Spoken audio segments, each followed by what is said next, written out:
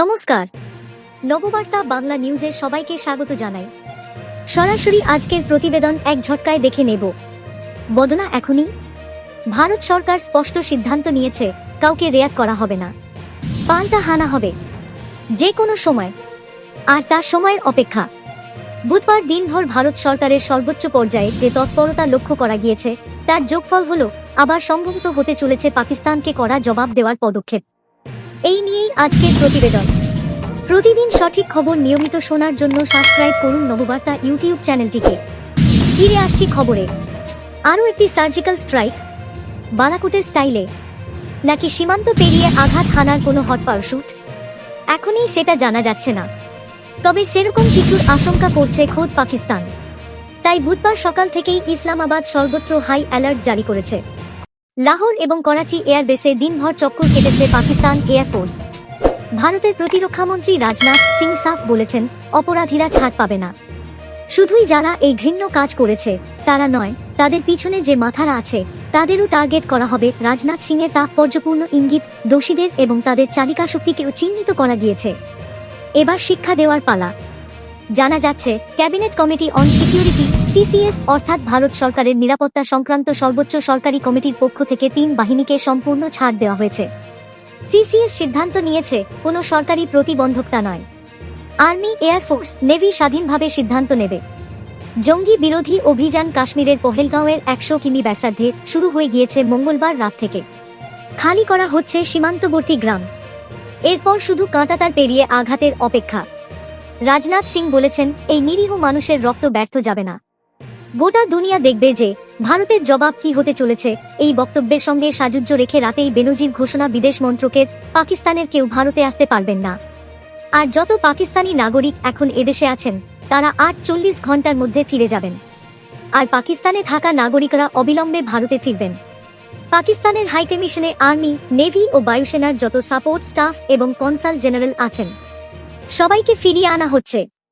এখানেই শেষ নয়, বন্ধ করে দেওয়া হয়েছে আটারি সীমান্ত, বাতিল করা হয়েছে সিন্ধু জল চুক্তিও। মাঝরাতেই নয়াদিল্লির পাকিস্তান হাইকমিশনের চার্জ দ্য অ্যাফেয়ার্স সাদ আহমেদ ওয়ারাইশকে ডেকে পাঠায় বিদেশ মন্ত্রক। আর আজ বৃহস্পতিবার ডাকা হয়েছে সর্বদল বৈঠক। যুদ্ধ পরিস্থিতি ছাড়া এমন পদক্ষেপ সরকার নেয় না। কাশ্মীরে গণহত্যার জেরে সৌদি আরব সফর সময়ের আগে শেষ করে তড়িঘড়ি বুধবার সকালেই দেশে ফিরে এসেছিলেন প্রধানমন্ত্রী নরেন্দ্র মোদী।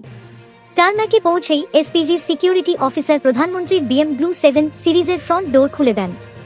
মোদী কিন্তু হাত নেড়ে বারণ করে সোজা হেঁটে যান এয়ারপোর্টের হাই সিকিউরিটি ভিআইপি লাউঞ্জে। সেখানেই বিদেশমন্ত্রী এস জয়শঙ্কর এবং জাতীয় নিরাপত্তা উপদেষ্টা অজিত দোভালের সঙ্গে বৈঠক করে মোদী আগে জেনে নেন পহেলগাঁওয়ে ঠিক কি ঘটেছে। সেই শুরু। এরপর দফায় দফায় তার বাসভবনে বৈঠক। শ্রীনগর থেকে চলে এলেন অমিত শাহ, রাজনাথ সিং, অজিত দোভাল এবং 3 সামরিক প্রধানকে নিয়ে বৈঠক করলেন প্রধানমন্ত্রী। বিকেলে সিসিএস। সেখানেই আনুষ্ঠানিকভাবে সিদ্ধান্ত, ভারত জবাব দেবে। আর্মি নর্দার্ন কমান্ড সম্ভবত যে কোনো সময় সীমান্তে ফরওয়ার্ড মুভমেন্টের সিদ্ধান্ত নেবে। হাসিমারা, আম্বালা এবং বারমেরে মোতায়েন রয়েছে রাফাল। বদলা এখনই। ভারত সরকার স্পষ্ট সিদ্ধান্ত নিয়েছে, কাউকে রেয়াত করা হবে না, পাল্টা হানা হবে যে কোনো সময়, আর তার সময়ের অপেক্ষা। বুধবার দিনভর ভারত সরকারের সর্বোচ্চ পর্যায়ে যে তৎপরতা লক্ষ্য করা গিয়েছে, তার যোগফল হল আবার সম্ভবত হতে চলেছে পাকিস্তানকে কড়া জবাব দেওয়ার পদক্ষেপ। আরও একটি সার্জিক্যাল স্ট্রাইক, বালাকোটের স্টাইলে, নাকি সীমান্ত পেরিয়ে আঘাত হানার কোনো হট পারশুট? এখনই সেটা জানা যাচ্ছে না, তবে সেরকম কিছুর আশঙ্কা করছে খোদ পাকিস্তান। তাই বুধবার সকাল থেকেই ইসলামাবাদ সর্বত্র হাই অ্যালার্ট জারি করেছে। লাহোর এবং করাচি এয়ারবেসে দিনভর চক্কর কেটেছে পাকিস্তান এয়ারফোর্স। ভারতের প্রতিরক্ষামন্ত্রী রাজনাথ সিং সাফ বলেছেন, অপরাধীরা ছাড় পাবে না।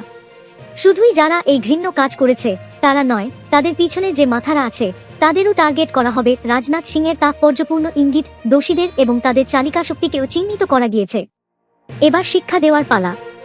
জানা যাচ্ছে, cabinet committee on security CCS অর্থাৎ ভারত সরকারের নিরাপত্তা সংক্রান্ত সর্বোচ্চ সরকারি কমিটির পক্ষ থেকে 3 বাহিনীকে সম্পূর্ণ ছাড় দেওয়া হয়েছে।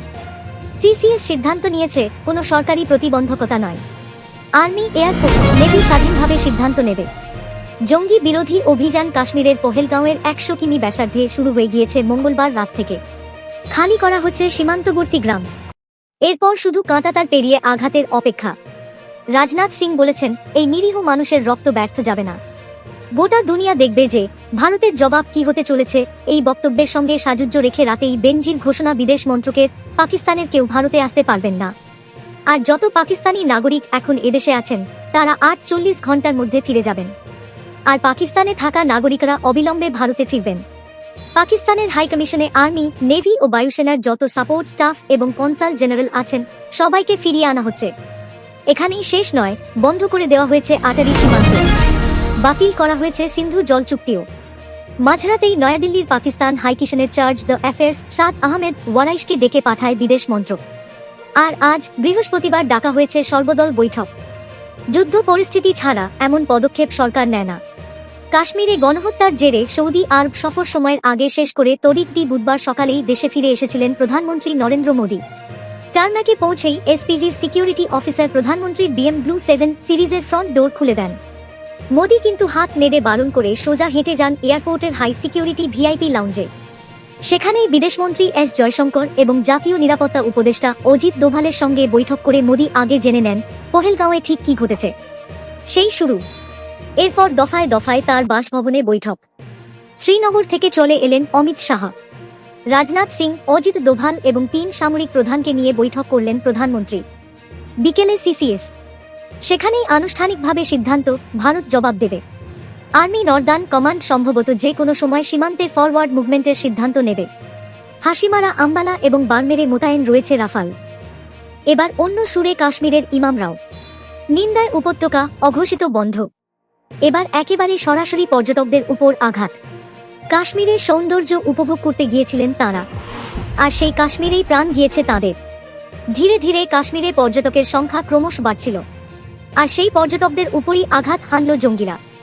এসবের মধ্যেই মুখ খুলেছেন কাশ্মীরের প্রাক্তন মুখ্যমন্ত্রী গুলাম নবী আজাদ। তিনি এই হামলার তীব্র নিন্দা করেছেন। তিনি বলেন, এই প্রথম আমি দেখছি জঙ্গি হামলার কারণে সমগ্র কাশ্মীরের মানুষ হতবাক, শোকাহত। প্রতিটি জেলা, শহরে, গ্রামে বন্ধের আয়োজন করা হয়েছে। চারদিকে নীরবতা।